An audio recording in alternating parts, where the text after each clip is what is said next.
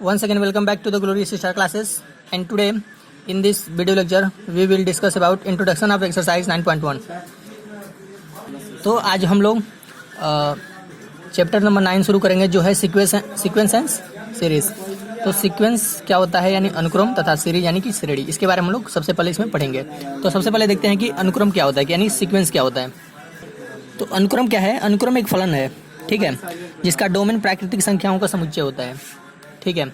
मतलब sequence is a function which domains, जिसका domain होता है, the domain of sequence is the set or subset of natural number, ठीक है। Natural number का क्या होता है, उसका जो डोमेन होता है, सीक्वेंस का जो डोमेन होगा वो नेचुरल नंबर का सेट हो सकता है, या सेट या सबसेट हो सकता है, ठीक है। अभी एग्जांपल के द्वारा उसको समझेंगे, ठीक है। इसको किससे रिप्रेजेंट करते हैं? It is represented by an से इसे रिप्रेजेंट करते हैं। एग्जांपल से हमें समझ में आएगा। जैसे मान लीजिए an इक्वल टू दिया है 5n, ठीक है। तो जो an है वो क्या है? n इक्वल टू 5n एक सीक्वेंस है, ठीक है, जहाँ n क्या हो सकता है, जो n है वो नेचुरल नंबर का एलिमेंट है। मतलब कोई भी नेचुरल नंबर n के स्थान पर रख सकते हैं। जैसे अगर हम यहाँ पे n के स्थान पे 1 रख दें, अगर हम n इक्वल टू 1 रखें तो a1 मिलेगा, n की जगह 1 रखा था, a1 इक्वल टू मिलेगा 5 इंटू 1 यानी कि 5। फिर से n बराबर 2 रखा है, n equal to 2, then a2 मिलेगा 5 इंटू 2 इक्वल टू 10। इसी तरह n3 रखा, n इक्वल टू 3 रखा तो a3 मिलेगा, तो 5 इंटू 3 इक्वल टू 15। 4 रखा तो a4 मिलेगा 5 इंटू 4 इक्वल टू। इस प्रकार से अगर हम n के वैल्यू प्राकृतिक संख्याओं को रखते जाएं 1 2 3 4 एंड डैश इस तरह से, तो हमें इस प्रकार के टर्म मिलते रहेंगे। तो ये जो a1 a2 a3 a4 मिल रहे हैं, इसको कहते हैं टर्म, यानी कि पद। जैसे a1 है तो फर्स्ट टर्म है, यानी कि पहला पद, a2 है सेकेंड टर्म यानी कि दूसरा पद, a3 है थर्ड टर्म यानी कि तीसरा पद, और an जो है वो है nth टर्म यानी कि nवां पद, ठीक है। तो इसमें बेसिकली क्या है कि जो a हम रख रहे हैं, n का वैल्यू जो रख रहे हैं, यही है डोमेन। तो ये सब क्या है? प्राकृतिक संख्या है। तो इसलिए बताया गया है कि सीक्वेंस क्या है? एक फलन है जिसके डोमेन होते हैं वे क्या होते हैं? सेट या सबसेट होते हैं नेचुरल नंबर के। नेचुरल नंबर के या तो सेट हो सकते हैं या तो सबसेट हो सकते हैं, ठीक है। सेट कब होंगे? जब सारे हम डैश डैश रखते जाएं, n equal to 1 2 3 4 and dash infinite तक, तो हो गए सेट। अगर हम खाली केवल n का मान 1 2 3 यहीं तक रखें या 4 तक रखें, यानी सीमित रखें, तब होगा वो सबसेट, ठीक है। तो भाई आगे हमें एग्जांपल्स के द्वारा समझ में आएगा। तो अभी तक हमने क्या समझा कि सीक्वेंस सीक्वेंस क्या होता है, कोई ऐसे रूल के रूप में देख सकता है। an इक्वल टू 5n दिया है तो एक सीक्वेंस है। अब n का वैल्यू हम बदलते जाएंगे तो हमें अलग अलग टर्म मिलेंगे। या 1 रखेंगे तो पहला टर्म मिलेगा, 2 रखेंगे तो दूसरा टर्म मिलेगा, n इक्वल टू 3 रखेंगे तो तीसरा टर्म मिलेगा। इसी तरह से हम जैसे जैसे टर्म रखेंगे उसी प्रकार से हमें सीरीज मिलते चले जाएंगे, ठीक है। तो यहाँ पे हमें सीक्वेंस के 2 रूप में हम लिख सकते हैं। एक तो रूल के रूप में है कि an इक्वल टू 5n एक नियम है कि इस नियम के अनुसार ये सीक्वेंस बदलेगा, मतलब इसके मान नए नए वैल्यू प्राप्त होंगे। तो ये है रूल या पैटर्न रूप, इसे रूल फॉर्म कहते हैं या पैटर्न फॉर्म कहते हैं, ठीक है। दूसरा है कि जो हमें वैल्यू मिले हैं n इक्वल टू 1 रखने पर, 2 रखने पर, 3 रखने पर, इनको अगर हम इस तरह से लिखें 5 10 मिला, 10 मिला, 15 मिला, 20 मिला एंड डैश इस तरह मिलते चले जा रहे हैं, ठीक है, डॉट डॉट इस तरह से इनफाइनाइट तक, ठीक है। तो ये जो सीक्वेंस है, तो इस अगर हम इस फॉर्म में भी लिख सकते हैं या इस फॉर्म में लिख सकते हैं। अगर इस फॉर्म में लिखेंगे तो इसको कहेंगे पैटर्न फॉर्म या रूल फॉर्म, ठीक है। पैटर्न फॉर्म या रूल फॉर्म कहेंगे, नियम के रूप में या पैटर्न के रूप में लिखा गया है। और इसको कहेंगे संख्याओं के रूप में, यानी कि नंबर लिस्ट फॉर्म। संख्याओं को एक लिस्ट बना के लिखा गया इस तरह से 5 10 15 20, तो इसको बोलेंगे नंबर लिस्ट फॉर्म। तो सीक्वेंस को लिखने का 2 फॉर्म है, एक है रूल फॉर्म या पैटर्न फॉर्म और दूसरा है लिस्ट फॉर्म, ठीक है। नंबर लिस्ट फॉर्म बोलेंगे, नंबर लिस्टिंग फॉर्म या लिस्ट फॉर्म, ठीक है। तो किसी भी अनुक्रम को लिखने का, अनुक्रम यानी सीक्वेंस को लिखने का 2 फॉर्म है, ये हमने सीखा। और कैसे टर्म निकालते हैं, ऐसे निकालते हैं। और इनको क्या कहते हैं? टर्म कहते हैं, यानी कि पद कहते हैं। पहला पद, दूसरा पद, तीसरा पद, और ये है nवां पद, ठीक है। इस तरह से दिया होता है। तो हमें सीक्वेंस समझ में आ गया, अनुक्रम क्या होता है, ठीक है। अब एक और एग्जांपल देखते हैं। अगर an इक्वल टू दिया है 6n - 5, तो एक सीक्वेंस है। तो यहाँ पे an लिखते हैं, कहीं कहीं tn भी दिया होता है, पिछले किताबों में tn दिया होता है, लेकिन इस NCERT में an दिया है, तो इसको कहेंगे nवां पद यानी कि nth टर्म, ठीक है। तो दिया है 6n - 5 वेयर n क्या है? नेचुरल नंबर है। n जो है नेचुरल नंबर का समुच्चय है। तो यहाँ पे कोई भी नेचुरल नंबर रख सकते हैं, 1 से रखना शुरू करते हैं। तो n इक्वल टू 1 रखेंगे तो पहला पद मिलेगा a1, n के जब 1 रखा तो 6 into 1 minus 5, 6 into 1 minus 5, n के जब 1 रखा तो 1, ये हो जाएगा 6 माइनस 5 इक्वल टू 1। 2 रखेंगे तो ऐसे मिल जाएगा 7, 3 रखेंगे तो 6 इंटू 3 माइनस 5 13। इस तरह से हम रखते जाएंगे और हमें अनुक्रम मिलते चले जाएंगे। तो इस प्रकार से हमारा सीक्वेंस क्या बन रहा है, a1 a2 a3 इस तरह मिल रहा है। तो उसके स्थान पे a1 का वैल्यू क्या है 1, फिर से 7, a3 का वैल्यू 13 एंड डॉट डॉट इस तरह है। ठीक है, तो ये इस तरह से हम सीक्वेंस निकालते हैं। इसको हम कहते हैं पैटर्न फॉर्म और इसको हम कहते हैं नंबर लिस्टिंग फॉर्म या नंबर लिस्ट फॉर्म। ठीक है, संख्याओं के रूप में लिखना। ठीक है, संख्याओं का एक लिस्ट बना दिया गया इस तरह से। ठीक है, और जो a1 है इसको हमने बताया था कि ये nth टर्म है, यानी कि nवां पद है। और a1 a2 a3 ये सब क्या है, ये है पहला पद, दूसरा पद, तीसरा पद, first term, second term, third term, इस तरह से हुई।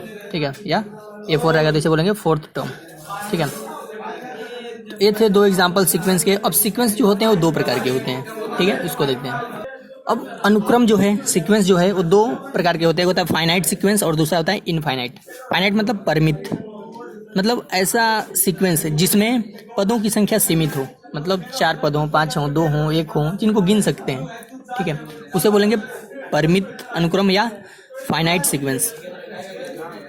और दूसरा होता है इनफाइनाइट, यानी कि अपरिमित अनुक्रम। ठीक है, जिसमें पदों की संख्या क्या हो, अनंत तक हो।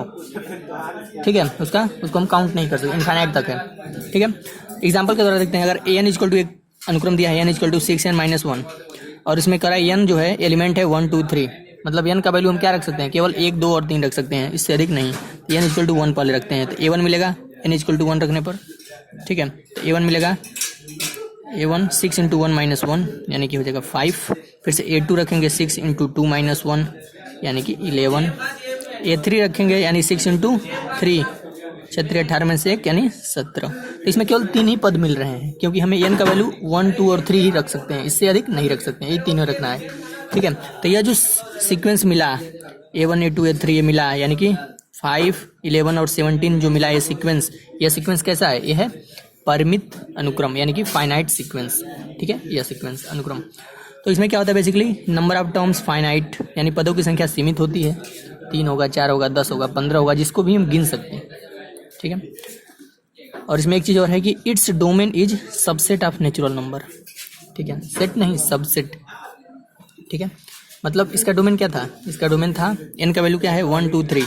तो ये किसका सबसेट है, ये नेचुरल नंबर के भाग हैं, ये नेचुरल नंबर में पाए जाते हैं 1 2 3। तो हम कह सकते हैं कि इसका जो सबसेट होता है वो क्या होता है, नेचुरल नंबर का सबसेट होता है। जैसे यहाँ पे हमने देखे थे कि 1 2 3 है, ये किसके सबसेट है, ये नेचुरल नंबर में पाए जाते हैं। तो हम लिख सकते हैं कि 1 2 3 is the subset of n, यानी कि नेचुरल नंबर। तो इस प्रकार से हमें परिमित अनुक्रम यानी कि फाइनाइट सीक्वेंस समझ में आया कि जिसमें पदों की संख्या सीमित होगी। अब समझते हैं इनफाइनाइट सीक्वेंस। ठीक है, तो ऐसे सीक्वेंस जिसमें पदों की संख्या अनंत है, अपरिमित है, इनफाइनाइट है, बहुत मतलब उसको गिन नहीं सकते हैं। ठीक है, तो वो क्या हो जाएंगे, इनफाइनाइट सीक्वेंस। जैसे एक एग्जांपल देखते हैं, n इक्वल टू वही एग्जांपल 6n माइनस 1 है, लेकिन n कह रहा है नेचुरल नंबर का एलिमेंट है, मतलब सारे नेचुरल नंबर रखेंगे 1 2 3 डॉट डॉट इनफाइनाइट तक रखते चले जाएंगे। ठीक है, तो a1 मिलेगा 6 into 1 minus 1 equal to 5, a2 मिलेगा 6 इंटू 2 माइनस 1 इक्वल टू 10, नहीं 11 है मिलेगा, और a3 मिलेगा 6 into 3 minus 1 equal to 17, a4 6 into 4 minus 1 equal to 23 and that जैसे ही रखते जाएंगे मिलते ही चले जाएंगे, इसका कोई अंत नहीं है। ठीक है, क्योंकि n का वैल्यू हमें बोल रहा है कि नेचुरल नंबर रखना है। यहाँ पे तो बोला था कि 1 2 3 रखना है, लेकिन यहाँ पे हमें क्या करना है, कुछ भी n का वैल्यू मतलब इनफाइनाइट तक नेचुरल नंबर का कोई अंत है नहीं, तो रखते ही चलाएंगे, वैल्यू मिलते ही चले जाएंगे। ठीक है, उसके अलग अलग मान मिलेंगे। तो यहाँ पे सीक्वेंस हमारा क्या मिलेगा, a1 a2 a3 dot dot infinite तक, यानी 5 11 17 23 एंड डॉट डॉट इस तरह हमें मिलते चले जाएंगे, इसका कोई अंत नहीं है। ठीक है, तो इसमें क्या हम देख रहे हैं कि इसमें पदों की जो संख्या है इनफाइनाइट है, अनंत है, नंबर ऑफ टर्म इनफाइनाइट, यानी पदों की संख्या असीमित या अनंत है। ठीक है, इसमें अनंत होता है, इसको काउंट नहीं कर सकते, बहुत सारे टर्म मिलते चले जाएंगे। ठीक है, इसका डोमेन क्या होता है, its domain is the set of natural number. इसका जो डोमेन है, मतलब जो वैल्यू हम रख रहे हैं n का, वही डोमेन होता है। तो क्या रख रहे हैं, 1 2 3 4 डॉट डॉट रखते चले जा रहे हैं।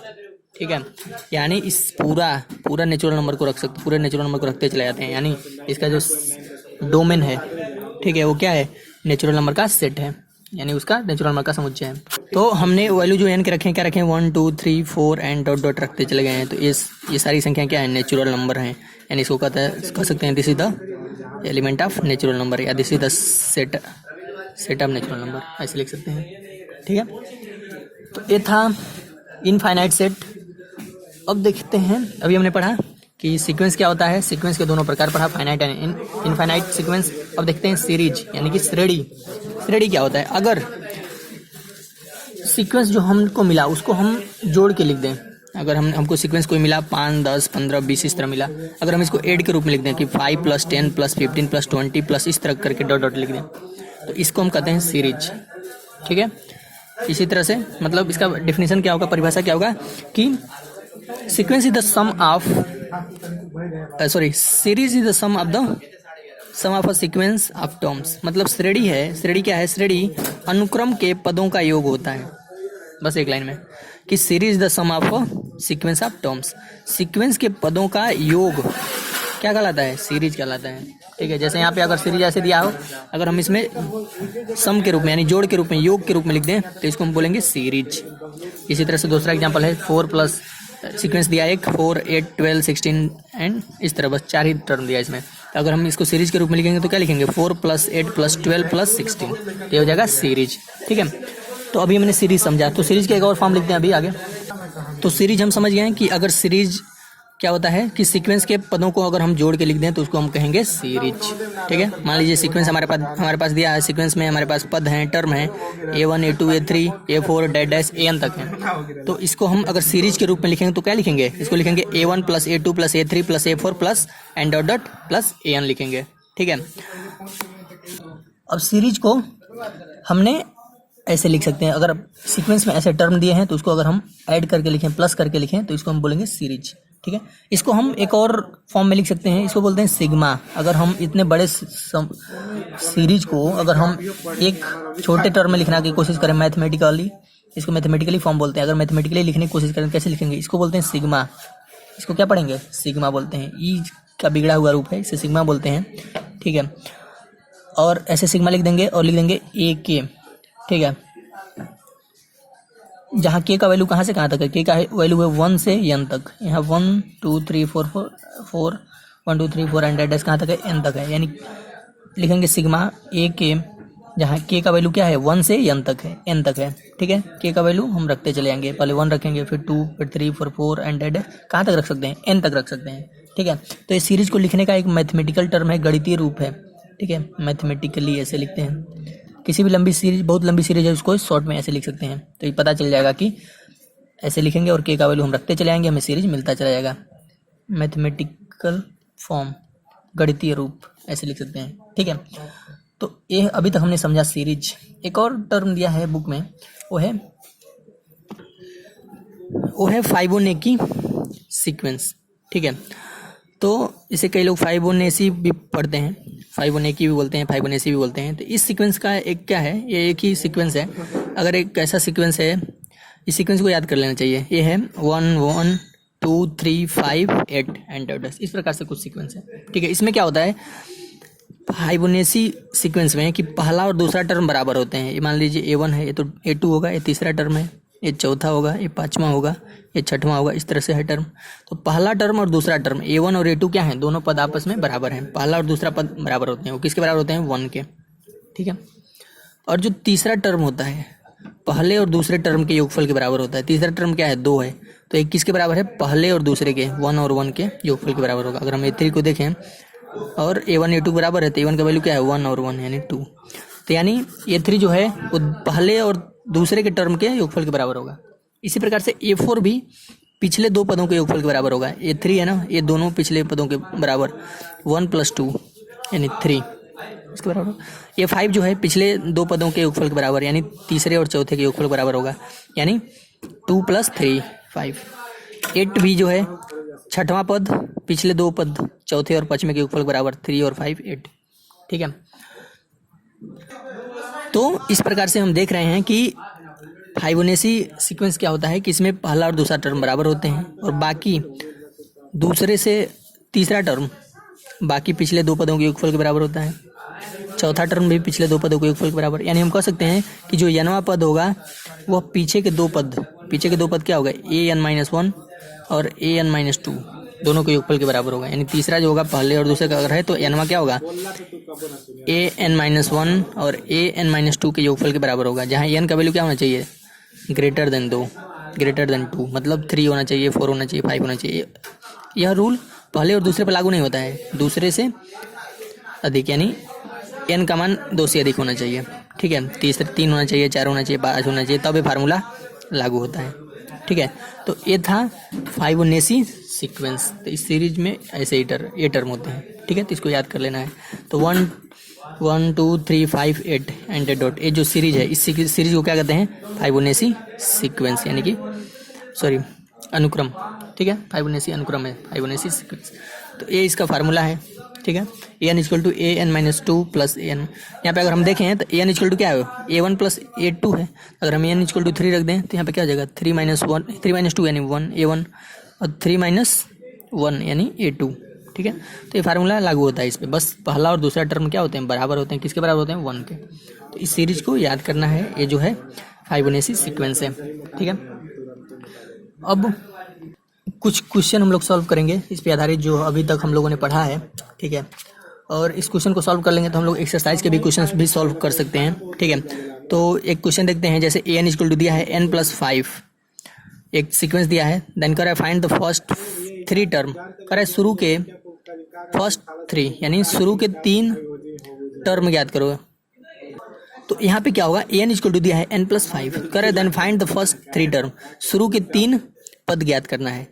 तो शुरू के 3 पद ज्ञात करना है। an इक्वल टू दिया है n+5, तो पहला पद ज्ञात कर लेते हैं। तो a1 यानी n इक्वल टू 1 रखने पर लिखेंगे putting n equal to 1, n बराबर 1 रखने पर तो क्या मिलेगा, n1, n की जगह पे हमने कर दिया 1, तो हो जाएगा 1 + 5 यानी हो जाएगा 6।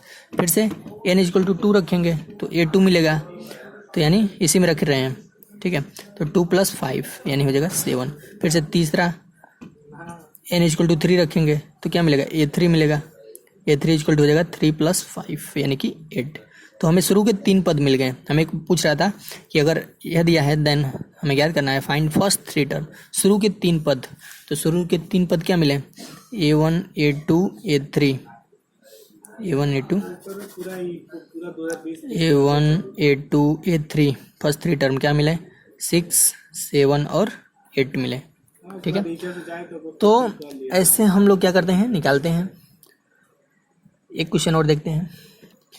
दूसरा क्वेश्चन एक दिया हुआ है यहाँ पे, an equal to n-4/4 then find the first 5 term. कर अगर an बराबर इतना दिया है तो शुरू के 5 टर्म, शुरू के 5 पद ज्ञात करने हैं। तो हमारे पास दिया हुआ है an इक्वल टू n-4/4, तो फर्स्ट 5 टर्म। तो सबसे पहले फर्स्ट टर्म निकालते हैं, लिखेंगे फर्स्ट टर्म यानी कि पहला पद क्या होगा, a1 होगा, यानी n की जब 1 रखेंगे तो 1 - 4/4 यानी हो जाएगा -3/4। फिर से लिखेंगे सेकेंड टर्म, ऐसे भी लिख सकते हैं। सेकेंड टर्म को लिखते हैं a2, यहाँ पे 2 रख देंगे, 2 - 4/4 यानी हो जाएगा -2/4 यानी -1/2। ठीक है, फिर से तीसरा टर्म निकालेंगे तो लिखेंगे थर्ड टर्म यानी कि तीसरा पद क्या होगा, 3 - 4 यानी कि जब पे 3 रख देंगे, 3 - 4/4 यानी -1/4। फिर से चौथे टर्म को लिखेंगे फोर्थ टर्म। फोर्थ टर्म क्या होता है, a4। तो फोर्थ टर्म क्या होगा कि ये a4, तो हो जाएगा 4 - 4 यानी कि जब पे हमने क्या रख दिया, 4 रख दिया, 4 - 4/4 यानी 0/4 इक्वल टू 0। अब लिखेंगे फिफ्थ टर्म